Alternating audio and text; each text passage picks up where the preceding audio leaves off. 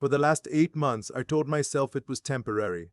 I kept repeating that word, temporary, like it was some kind of medicine. Standing in the hallway of the house I paid off 23 years ago, watching my daughter-in-law rearrange my late wife's china cabinet, I whispered it again. Temporary. I was 64 years old, retired civil engineer, 31 years with the county, 2 knee surgeries, 1 bypass. I had earned the right to stand in my own kitchen without feeling like a guest. But that's exactly what I felt like. My name is Stuart, and I want to tell you what happened. Not because I need sympathy, and not because I'm angry anymore. I'm telling you because I think a lot of people my age are going through some version of this, and nobody talks about it plainly. So I'm going to. My son Neil is 36. Smart kid. Always was.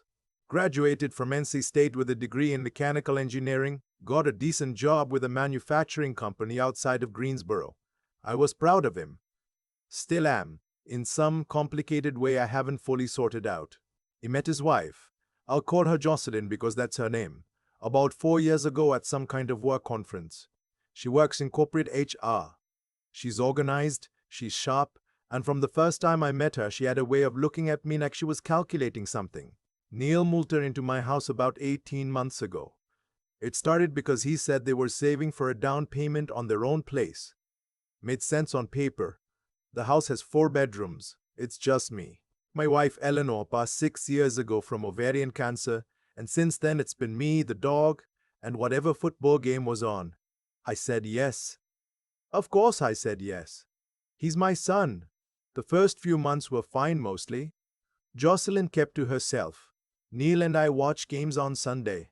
There was an adjustment period. She liked the house cold. I liked it warm, small things like that, but nothing I'd call a problem. Then she got pregnant. I want to be clear, I was happy about the baby. Genuinely. The idea of a grandchild in the house felt like something the house had been missing. I told Neil that. I said, son, this is good news. Whatever you need, we'll figure it out. What I didn't realize was what figuring it out meant to Jocelyn. About 2 weeks after they announced the pregnancy, she started talking about the rooms.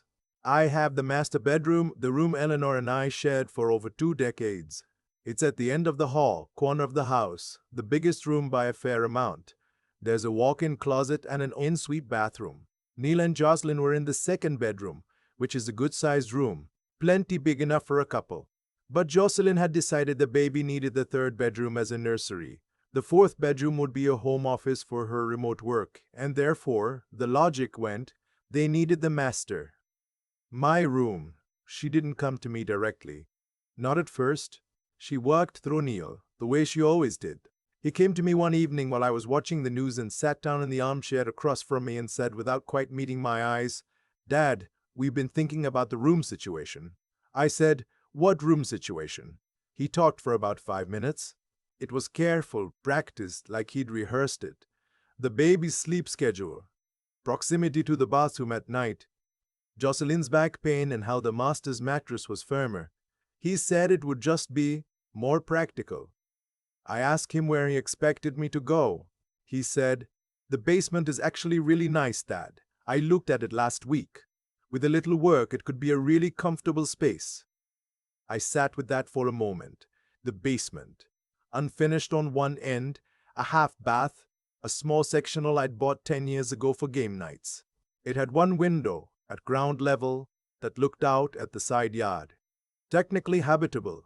Not what you'd call comfortable for a man with 2 bad knees and a heart that had already given me one warning. I said, Neil, I own this house. He looked at the floor. I know, Dad. I mean I own it. My name is on the deed. Your mother and I paid it off in 2001. I know, he said again. It's just temporary. Just until we get settled with the baby and save enough to move. It would mean a lot to Jocelyn. Temporary. There was that word. I said I'd think about it. I didn't say yes, but I didn't say no either, and in that house with Jocelyn, silence had a way of being treated as agreement. 2 weeks later, I came home from my Thursday morning walk with my neighbor Frank, 71, retired firefighter. We walked that route for 6 years. and I found two men in my bedroom. Contractors. They were measuring the closet. Jocelyn was standing in the doorway with a notebook. She looked up when she saw me and smiled. "Stuart, I hope it's okay. I'm getting a quote on the closet renovation. Neil and I thought a double hanging system would really maximize the space." I stood there in my own bedroom doorway and felt something shift in my chest. Not anger yet, something quieter and more dangerous than anger. Recognition. I said I didn't agree to this. She tilted her head slightly. "Neil mentioned you were on board with the plan. Neil was mistaken." She thanked the contractors politely, walked them out, and then came back and sat down on the edge of my bed, and looked at me with her HR voice and said, "Stuart, I want us to be direct with each other. We're about to be a family of 4 in this house. I just want everyone to be comfortable."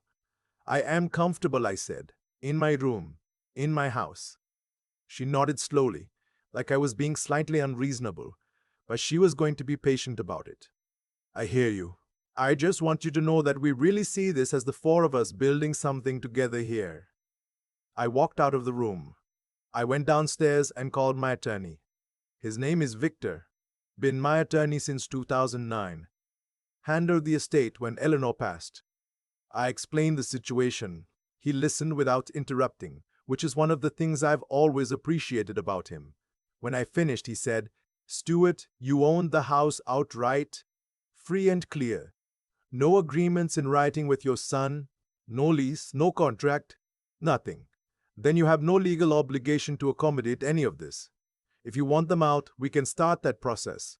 I said I didn't want that. Not yet. Neil was still my son.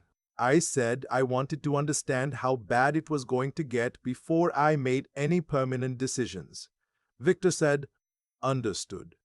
But I want you to document everything from here forward. Dates, conversations, what was said, what was done. If this escalates, you'll want a record." That night I started the notebook. Old spiral-bound one I found in the desk drawer, the kind you'd use for a grocery list. I wrote down everything I remembered from the past few months. Every comment, every rearranged piece of furniture, every time Jocelyn had casually mentioned, "When we have more space," or "once the house is set up properly." I started to see a pattern I'd been too close to see before. About a month later, my son came home from work and found me reading on the back porch. He pulled up a chair and sat down, and I could tell immediately this was another rehearsed conversation. "Dad," he said, "Jocelyn is really struggling. The pregnancy is harder than we expected, and she's stressed about the space situation. I was hoping you'd reconsider." I asked him what exactly he thought was fair. He said, "Just the room, Dad. Just temporarily. You'd still have everything else. The basement isn't." "Neil." I stopped him. "I want you to hear what you're saying to me. You want me to leave the room I've slept in for 24 years, the room where your mother died. You want me to move to the basement of my own home because your wife is stressed about square footage." He was quiet for a long time. Then he said, "She's not sleeping well." I said, "Neither am I." He didn't have anything after that. He went back inside.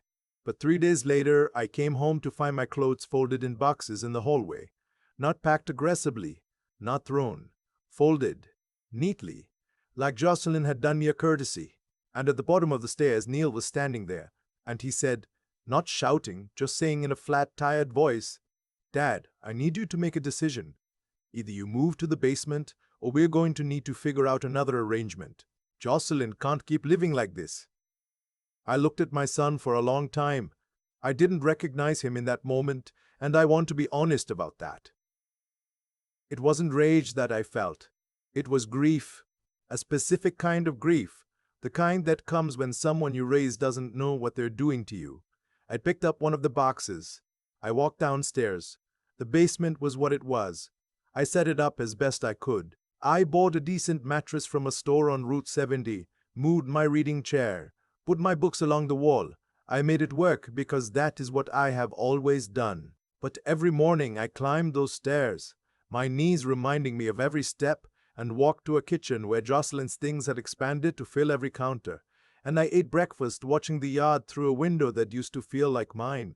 And I thought, Document everything. I was also watching more carefully now. Jocelyn worked from home 3 days a week, and I started paying attention to her calls, not eavesdropping. I wasn't standing at doors. But the house was old, the walls were thin, and sound traveled in a way that Jocelyn either didn't realize or didn't care about. One afternoon in February, I was in the laundry room off the kitchen, transferring clothes, and I heard her on the phone in the office above me. She was talking to someone, a woman, based on how she was speaking, and she was talking about money. Not in a vague way. Specific numbers. She mentioned a savings account. She mentioned, before we make any moves. She said, once the baby comes, the dynamic shifts. I've seen it happen. He'll either step up or he'll step back. And either way, we need to be protected. I stood very still with a damp towel in my hand. She said, I know what I'm doing, Kristen. I've been doing this carefully. I set the towel down and went back to the basement and sat in my reading chair and thought for a long time. I had a joint savings account with Neil.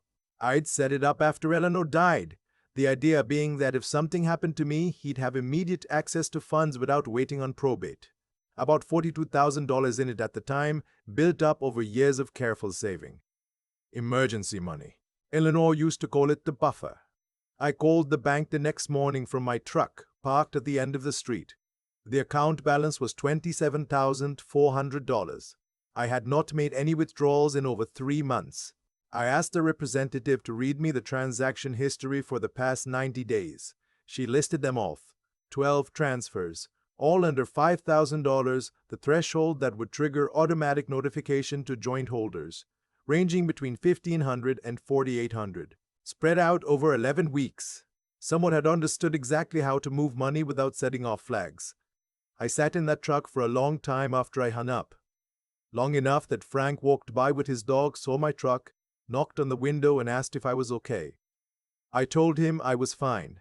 I wasn't fine. I didn't confront anyone. I went back to Victor. I sat in his office and laid out everything. The notebook entries, the dates, the phone conversation I'd partially heard, the bank records I'd printed. Victor looked through everything quietly, and then looked up at me over his glasses. You're going to want to close that joint account today, he said. Remaining balance only. Transfer everything to a sole account your son doesn't have access to. Done by 3 p.m. Second, he said, the house. Have you ever added Neil to the deed? No. Eleanor and I discussed it, but we never did. Good. That simplifies things considerably. He explained my options clearly and without drama. The house was mine. I had never signed any agreement giving Neil or his wife residency rights. Legally, they were guests. I could initiate a formal notice to vacate in North Carolina, 30 days for a month-to-month situation without a written lease. I said, I don't want to do it that way. I want Neil to understand what happened before I make any legal moves. Victor nodded. Then you're going to need evidence he doesn't have an excuse for. I went home and I waited. What I needed didn't take long to arrive.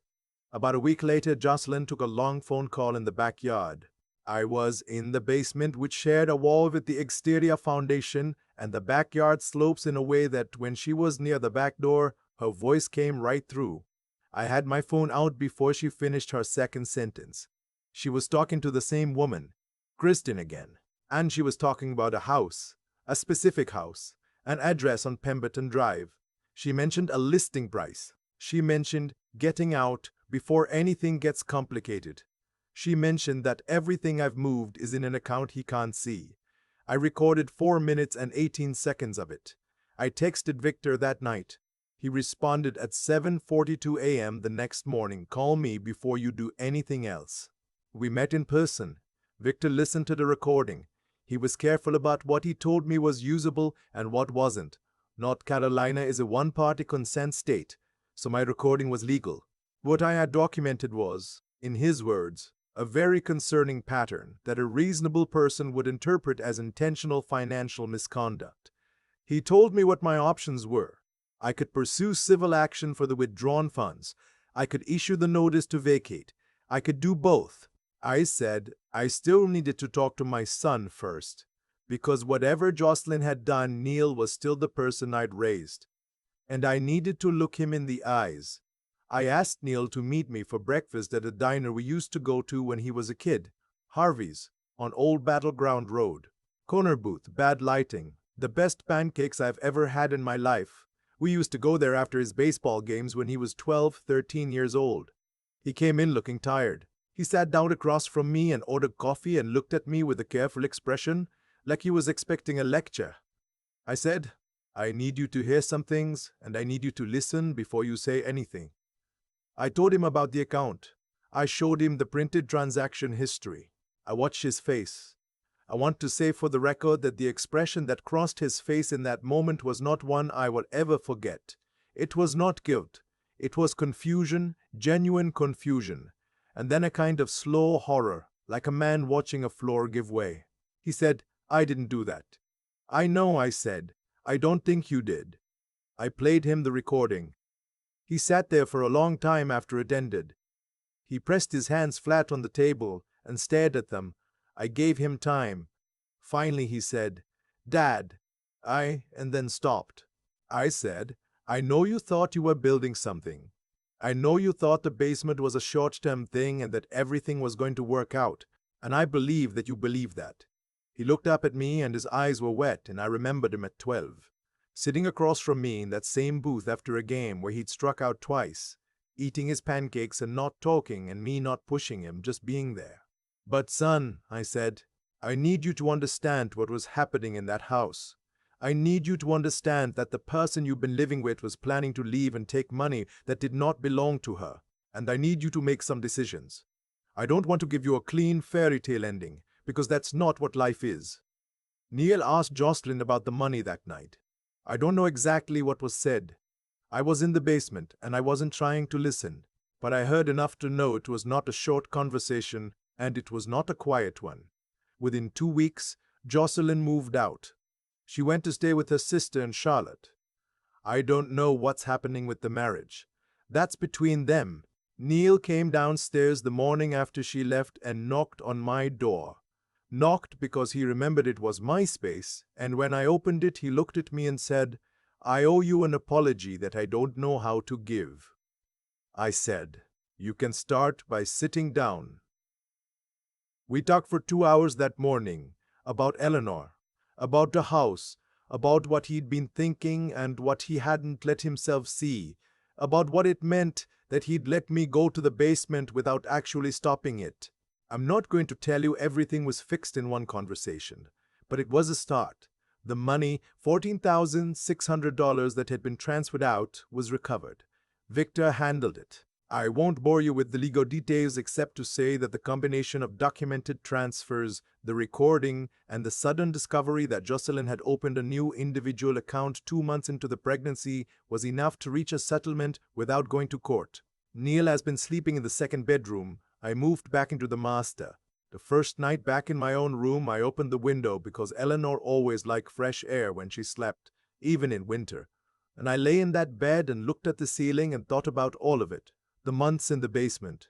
The Tuesday morning I sat in my truck in the cold, listening to a bank representative read off 12 transfers, the booth at Harvey's, and the expression on my son's face. I am not a man who cries easily. 40 years as an engineer, 31 years navigating county bureaucracy, 2 decades as Eleanor's caregiver in the years she was sick. Crying is not my default setting. But in that room, in the quiet, I let myself feel it. All of it, the humiliation and the grief, and underneath both, something I can only describe as relief. The relief of a man who waited when everything in him wanted to react, who documented when he wanted to confront, who chose his moment instead of letting his moment choose him. I want to say one last thing, because I think it matters. If you're reading this, if you're older, if you let family into your home and you're starting to feel like something isn't right, if you're telling yourself it's temporary, please hear me. Trust that feeling. Don't wait until your clothes are in boxes in the hallway. Don't wait until the account balance is wrong. Talk to an attorney. Document what you see. And understand that loving your children does not mean surrendering your dignity to their choices. I am 64 years old. I own my home. I know my rights. And I am not a burden. I never was. I've had a lot of time to think about what actually happened in that house. Not just the boxes in the hallway, not just the money, all of it. And the thing I keep coming back to is this: none of it happened overnight. It happened slowly, one small concession at a time, until I looked up one day and didn't recognize my own life. That's how it works.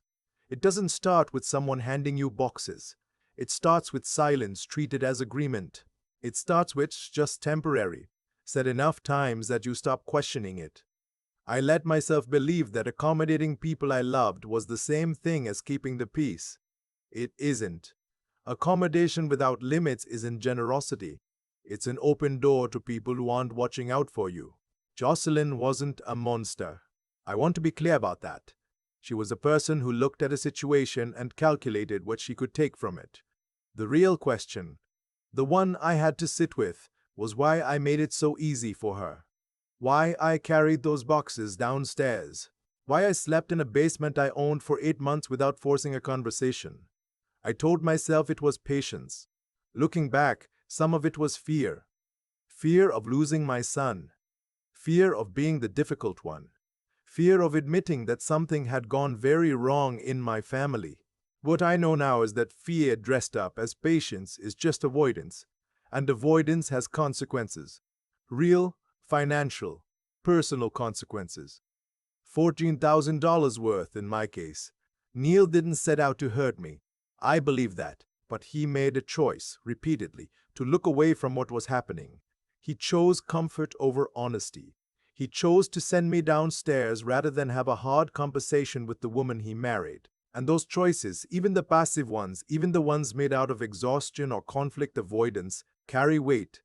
Actions have outcomes, so does inaction. Neil learned that. I learned it too, about myself. What saved me wasn't cleverness. It wasn't luck. It was something simpler and harder than either of those things. I paid attention, I wrote things down, and I refused to let my grief for what was happening cloud my judgment about what I needed to do. Victor told me once that the people who lose the most in situations like mine are the ones who wait too long hoping it will fix itself. He was right. Things like that don't fix themselves. You fix them, deliberately and without waiting for permission. I'm back in my room now. The same room where Eleanor and I spent 24 years. The same window she liked open at night. I'm 64 years old and I am not starting over. I am continuing, with clearer eyes and a shorter list of things I'm willing to tolerate. If I had one thing to say to the version of myself standing in that hallway holding a box of his own folded clothes, it would be this: put the box down. You don't owe anyone your silence, your room, or your dignity. Not even your children, especially not your children. Because the best thing you can teach them is what it looks like when a person knows their own worth and refuses to negotiate it away. That's the lesson, not mine alone, anyone's.